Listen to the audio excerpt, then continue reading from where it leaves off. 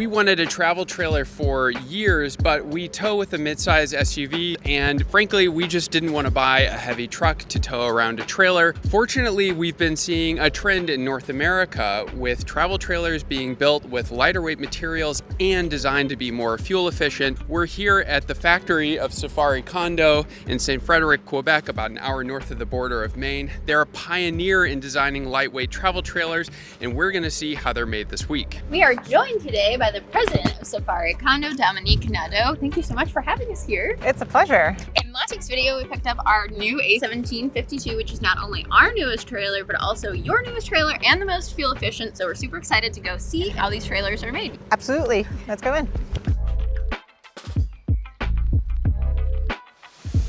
So we're in your second trailer factory, is that correct? Yes, okay. That's right. So we already had a lot of demand for our 17-foot trailer, but we had ideas for larger models that were still very light, very aerodynamic, but had no room in our old factory to just develop those new models. So we decided to invest, build a new factory, and then that allowed us to develop the 2114, the 2414, as well as the A2124, now the A1752, which you have. Oh, the model that we have. So it is our best aerodynamic design. Wow. We drove here yesterday from your showroom, and even uphill and in the wind, it was getting better fuel efficiency than the last trailer that we towed.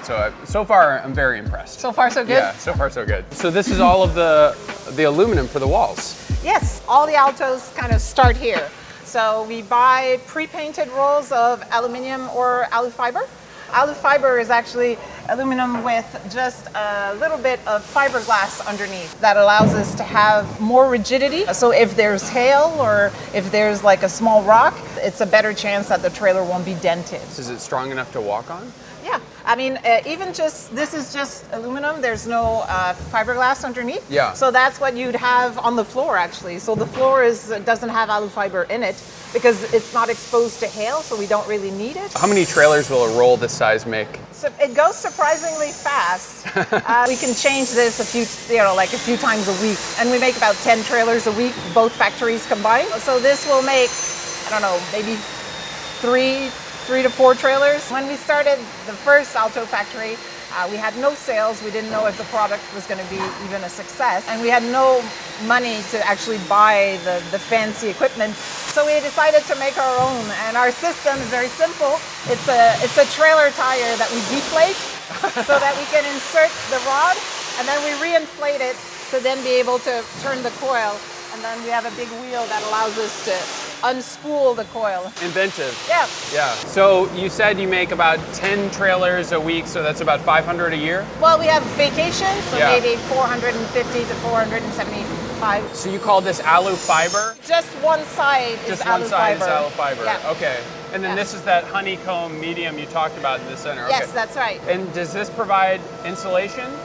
Yes, it does. It's mild insulation, so it's not, this is kind of a 3-season camper. It's not designed for like very heavy cold, but it does provide some insulation because it creates air bubbles between the two layers of aluminum.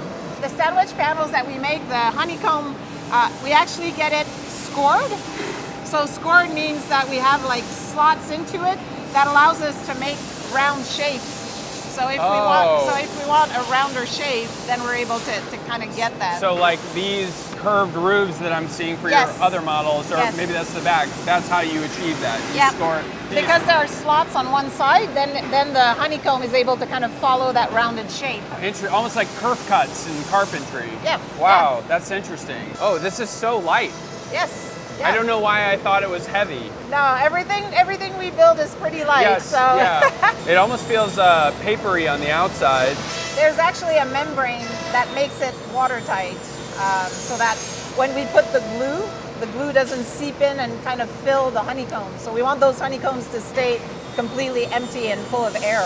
In Europe, they use them to make insulated walls for trucks that are refrigerated. Yeah. The beauty of a sandwich panel, never mind what kind of materials you use, is it's always very strong and very light. The one inherent advantage I see with aluminum and fiberglass materials is nothing to rust or rot. I see a lot of trailers today are made with almost 2x4 construction, like this wall behind you. Yeah, they are. So, I mean, obviously there's an advantage with not having materials that will rot if it gets wet. How does the strength of this compare to a 2x4 construction in a trailer? Our construction is very strong.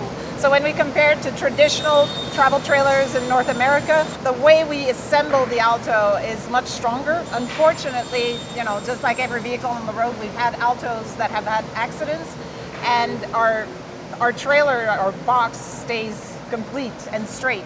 A travel trailer that you know, a typical one that's in an accident, collapse. Yeah, it will just fall apart. Jess and I were on the Dempster Highway last year, and we saw a trailer flip.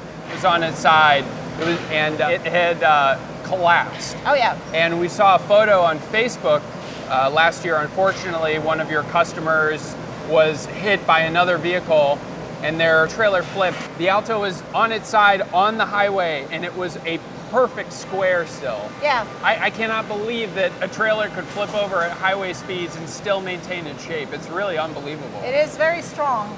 And one of the other things that's the advantage, because our panels are strong, because they have very little deflection, we don't need any cross beams to support the floor.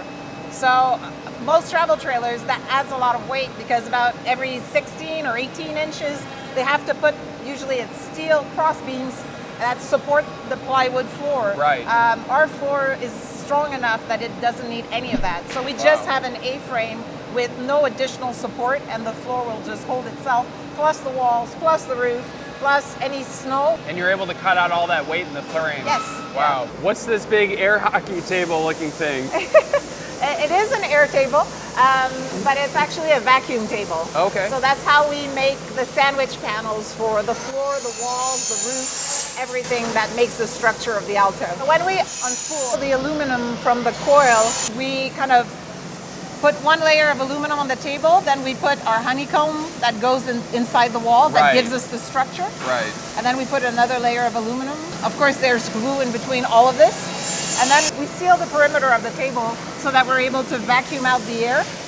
And then as we vacuum out the air, it puts pressure on the panel. You told me last year that you invented this process. I mean, we adapted it for our needs. Sure. So we built our tables, we kind of designed our tables.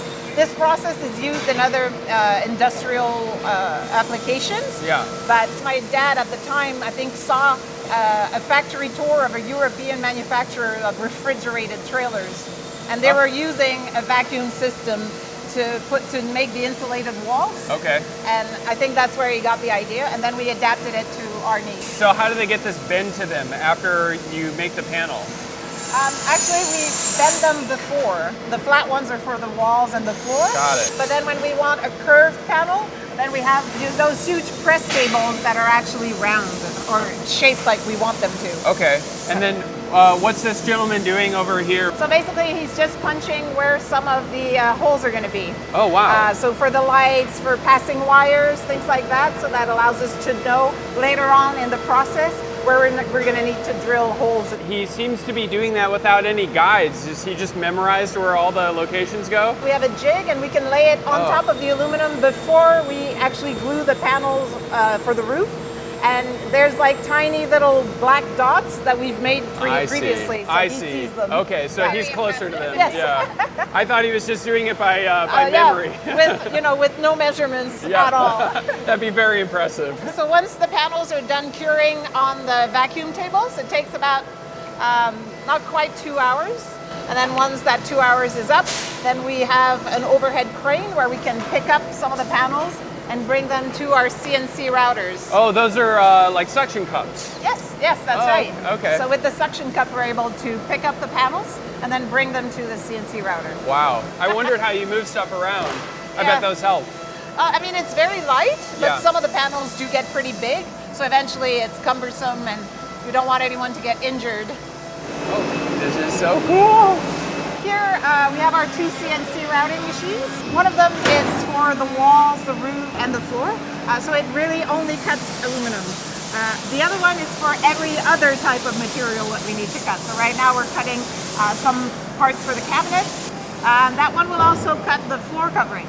So we pre-cut it the shape we need it for the Alto, as well as for the vans that we build in the other factory. So really that one is a kind of a do-it-all, very versatile machine. That one just cuts aluminum. So this is all programmed in here? Yes. And how long does it take to make all of the cuts for this panel? This is just a straight aluminum panel, and we're just making a series of holes in it. So it's a fairly straightforward, fairly quick cut. If we're looking at making a wall for a 24-foot Alto with, you know, windows, doors, everything, then it might take a little bit longer. But typically it's a matter of, you know, under an hour.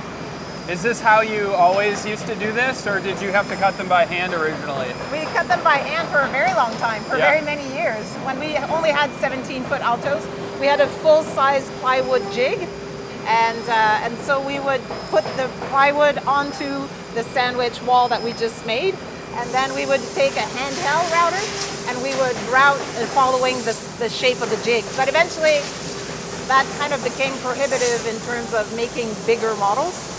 Because a 17-foot plywood jig is one thing, a 24-foot plywood jig is quite another. Yeah. This is a really huge table. It is. Do you think you'll ever make a bigger trailer than a 24-foot trailer? My dad had the idea of a 26, but we don't have any plans right now for that. 24 is pretty comfortable. Yeah, we were just in 2414 the other day, and it's huge. Oh yeah. It has your own shower. Yeah, you could have a big old party in there. It's funny, I came in here and I thought this room was loud when we got here. That room is way louder. Yes, it is way louder. Now we're more along the assembly line. So our assembly line, of course, has the main assembly line where we put the trailer together, but then there's a great number of sub-assemblies that go into the Alto that are prepared before we put it into the trailer, and that can be plumbing, it can be different parts that we install on the trailer, like we make the sliding step that when you walk into the trailer, that's actually made from the cutout of the windows. So we try to reduce waste and at the same time reuse. We have a very high quality material when we make that sandwich panel, so we try to reuse it as much as we can. I've noticed even the base that the propane tanks sit in are probably used pieces, cutoffs, Yes. with little holes cut out. So it's cool that you're able to reuse that without throwing away all the pieces. Exactly. Yeah. So, and what we also like is that it gives us the same quality materials everywhere. Most travel trailers have those kind of black sliding out steel step. Yeah. But then that step would be steel, the rest of the trailer is aluminum. So then eventually over time you'd have a rusted step going into your beautiful Alto. The rest of the trailer has no rust anywhere. It also makes the trailer kind of age evenly everywhere. Sure. And we try to avoid steel as much as we can. When we cut the walls on the CNC routing machine, obviously what we see is that kind of plastic honeycomb core on the edge around everywhere where we've cut. So that here is not necessarily what we want to see when we have a trailer. So when we say prepare the walls, that means putting aluminum extrusions to cap everything. You can see one here, which is the aluminum extrusion that goes around the top and the front and the back of the wall. And that's actually a male extrusion, which means it kind of sticks out a little bit. And when we make the roof and the back and front end of the trailer, that one will have a female extrusion. And then they're going to kind of clip together and will also be glued together, which is why our box is so strong. It's both glued and riveted onto the wall. So this would be the inside. That's the track that's going to support the seats. But when we work on the other side, we're going to be installing the extrusions that cap around the porthole windows, the main window. Yeah. We're going to install the storage hatches. So basically the wall is almost completely finished when we come to install it on the trailer. Well, I noticed that you can get a traditional keyed lock or you can get a digital lock with a keypad. Yeah. Does this hole accommodate both size locks, or is it a purpose designed for one specific lock? Do you know like which trailer this is going to be for at this point, or is this just a standard wall that can be used for any of them? So probably 95% of what we build, it's already sold to a specific customer. Oh, wow. So we have very few that are what we call stock units because we know what options the customer already selected. If he had the electronic lock, for example, then the hole would be a bit bigger and it would be a different hole in the door. Wow, so when they cut all of this, they already knew which customer it was for. Yes. Wow, that's so interesting. Our customers wait, anywhere from 12 to 18 months for their Alto. It's a long time. And our employees also, they don't know, they have a name on a unit, but they don't know who that is. So we have a form where customers can kind of fill out a little questionnaire to present themselves to our team. They can include a picture of them. They can talk about, what's the first trip they want to take with their Alto, where they're from. They can say if they want to give a name to their Alto, because there's quite a few customers name their units.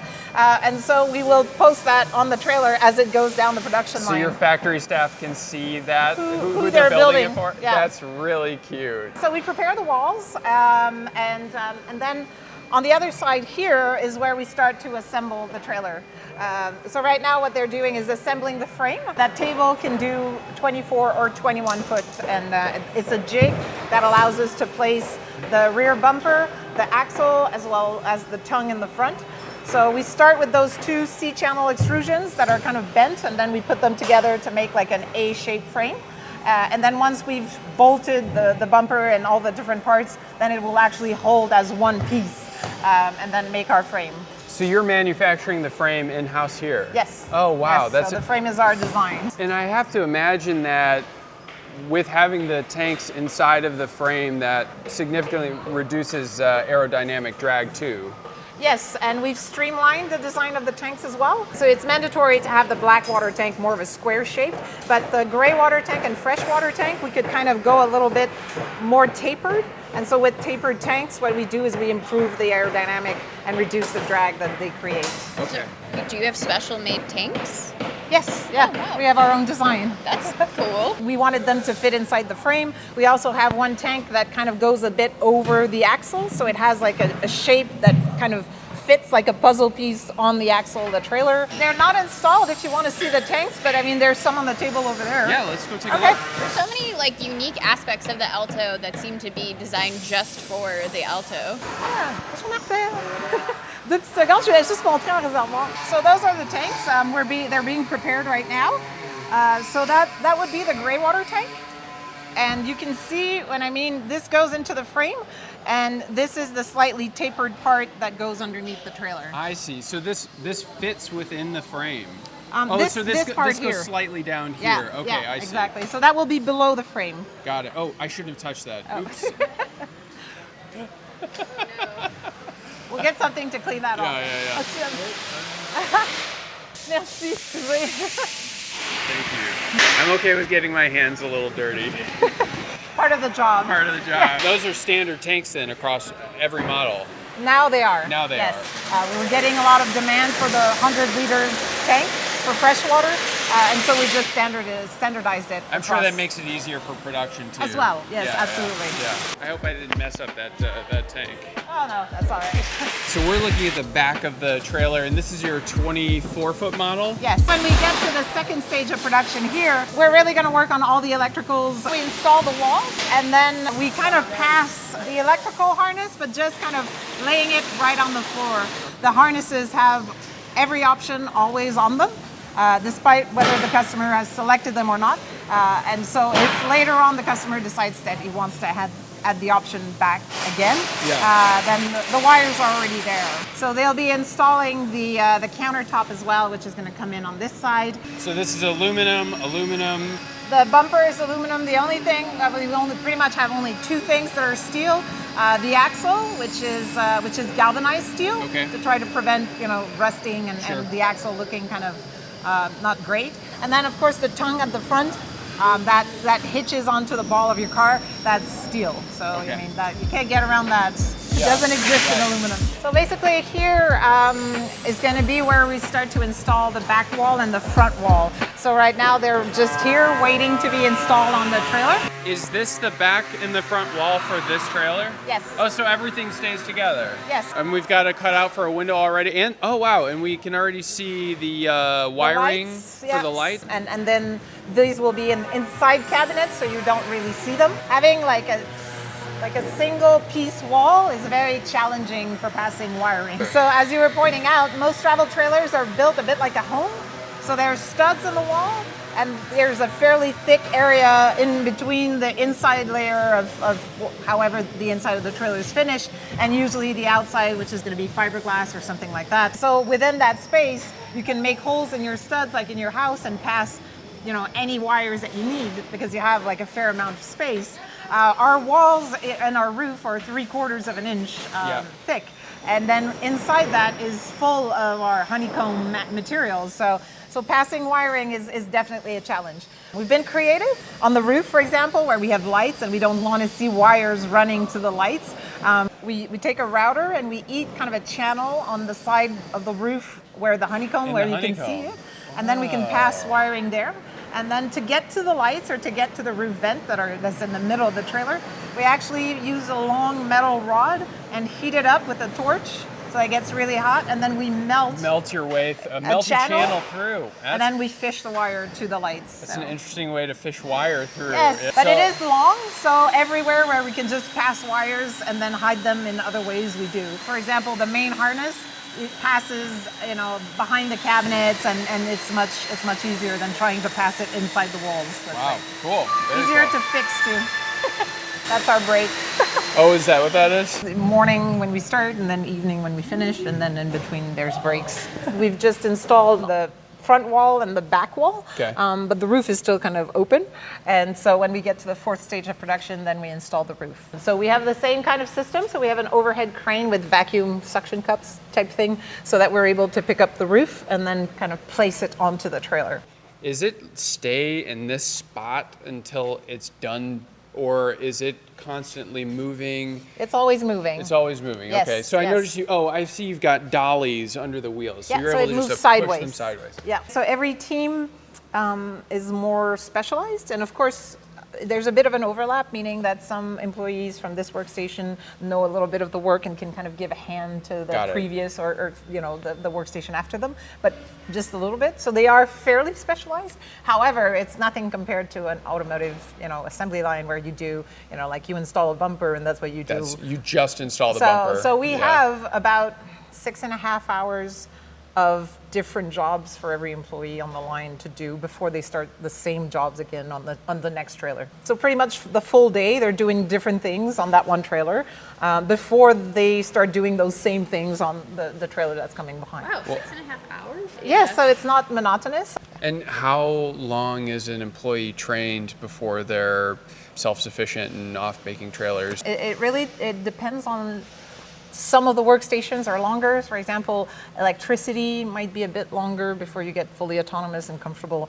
We train our own people in electricity. We don't need electricians, so we can train them ourselves. But usually, to be fairly autonomous, probably 3 to 4 weeks. But sometimes it can take 2 months, as I said, for different tasks that are maybe a bit more complex. Sure. So here we install the roof. Once the roof is installed, what that allows is for us to install all the cabinets that are attached to the roof inside the trailer. So now we're able to install all the rear cabinets that go kind of around the bed in the back, so those cabinets that are up top. We also can finally fix the top of the walls for the bathroom, the shower, things like that, because obviously there was nothing above, so they were kind of hanging loose a little bit before we installed the roof. I noticed this has an air conditioner up on the roof. I didn't know that you did roof. That's a fairly new option.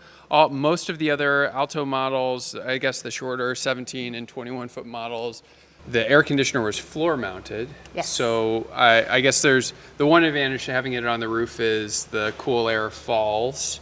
And distribution is better because the roof-mounted air conditioner can kind of push air towards the front, the back, and both sides. So it kind of goes four sides. This is kind of more centrally located like you'd see in a van. Yes. Right. What's the step that you kind of run into the most issues? The more challenging are typically electrical. Okay. Yeah. And I think that's for everyone. Yeah. Like, because sometimes it can be intermittent. And so to find the source of where the problem is sometimes a little bit more challenging than if a cabinet door is crooked. You know, that fix is easy, you know, so I mystery think- wire yes. somewhere isn't cooperating. Yeah. Exactly. Yeah. These trailers are made by hand, so Right. and that's why we do the tests. So with CSA and FPA, we do 2 electrical tests, 2 plumbing tests, we do 2 propane tests, and so all these tests are mandatory, but they're also there to help us detect, let's say, if an employee by accident hit an electrical wire with a screw. So those tests will help us figure that out and try to find the problem. The fridge is in, the combi for the water heater and furnace is in. Oh, I see it there. Oh, there it is. The air conditioner is at the front too,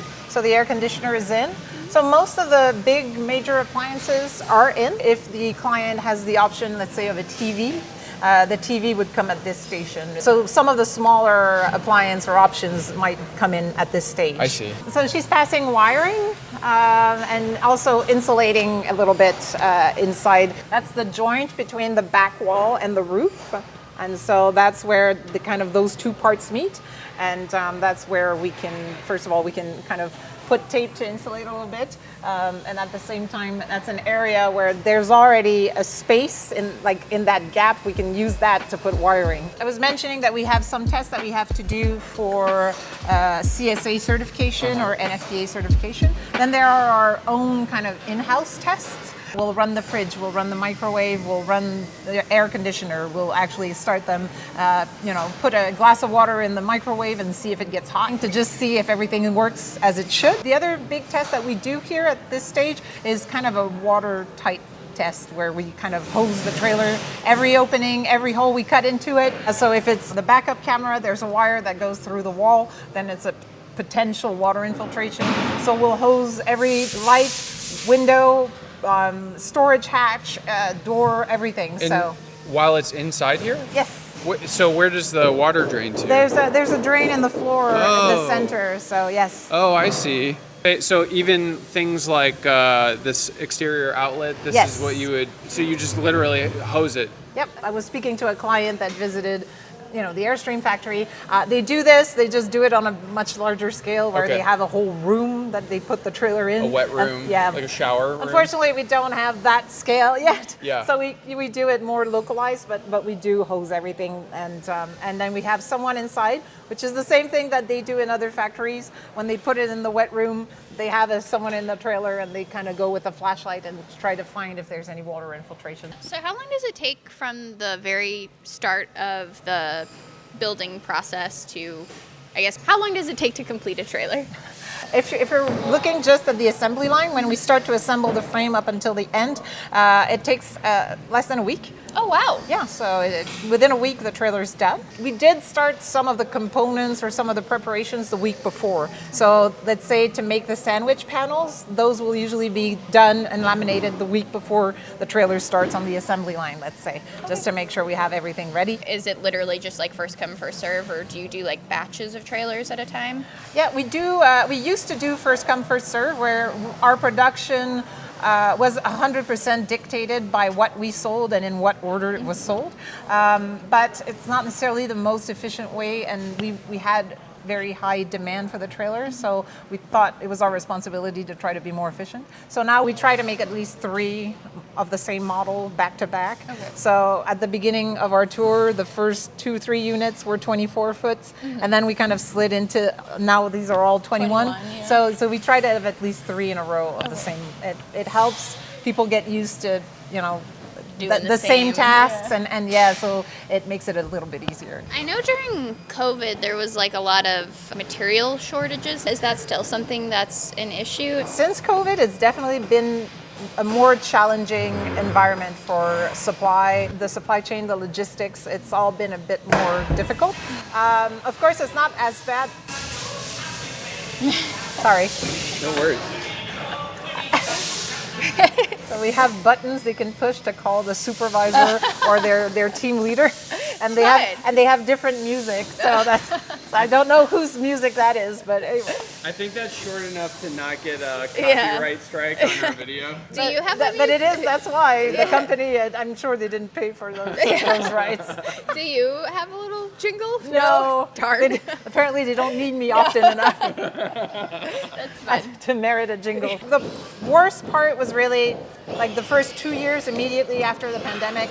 I mean, the whole supply chain kind of collapsed. And so that was really tough. At one point we had up to 140 Altos in the yard, that were unfinished for different reasons because we were running out of parts and we wanted to keep people working. So we kept going, but we had, unfinished units. Sure. We couldn't deliver to customers.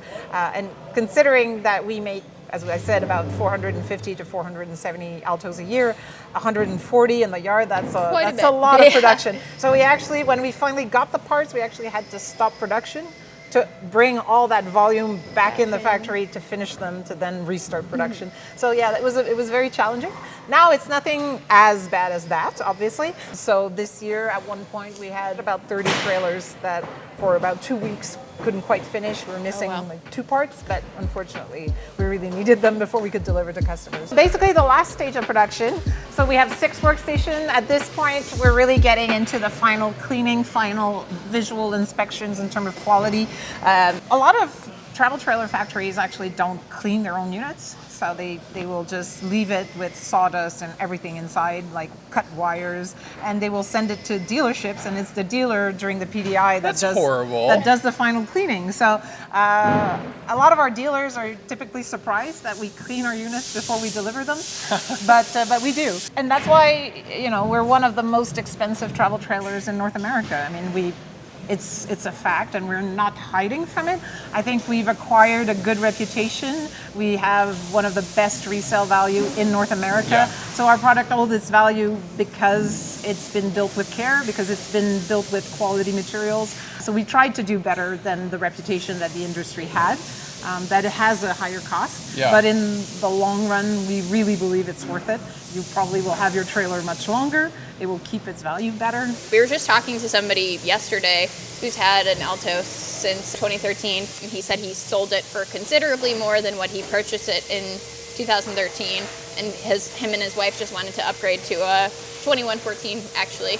I don't know there's that many people who use trailers for 12 plus years. And can sell the trailer for more than they paid it, or the same price that they paid it 12 years later. It's unheard of. It's pretty stunning, and it's not the only story I've heard along those lines. Yeah. So they do keep their value really well, and we're very proud of that. I mean, that really factors into the buying decision, especially for us. We bought our Alto trailer, your retractable roof 1723 model, and we were able to sell it for about the same price as we bought it used, which is a little bit more. I mean, when can you say that about any automobile, let alone a travel trailer or a recreational vehicle? Historically, they lose a ton of value when they roll off the lot, but your customers, us included, understand the value of the product and the build quality, and that's worth something. We're very proud of that, and we work very hard to maintain that reputation that we built and maintain that quality that I think people rightfully expect from a trailer of this price. Sustainability isn't just limited to developing something that's aerodynamic and fuel efficient. It also means something that stays on the road longer than other trailers typically would, so it's not going into a landfill. You're absolutely right. It's not just building more fuel efficient trailers, which we tried to do, but it's also, there's always the reduce, reuse, recycle. Reduce is buying less. So if you buy one trailer and it lasts 20 years because it makes you happy, it's the right choice for you, and you never have to change it for the next 20, 25 years, then that's part of the reduce. So where is the newest trailer that just finished being produced? Well, I mean, this one is kind of the one that's getting off the floor. Okay. After that, it will go into our yard and typically either be shipped off to one of our dealers or shipped off to our sales office in St. Nicholas, where we deliver to our customers. So this is the end of the line? This is the end of the line, okay. That's how you make an Alto trailer. Okay. Thank you so much for showing us around the factory. We've lived and worked in Alto trailers for I think the last 4 years. So it's been so cool to just see how these trailers are made from like a single piece of aluminum to what you have standing behind you. Thank you so much for watching. Let us know if you have any questions in the comments below, and we'll see you next time.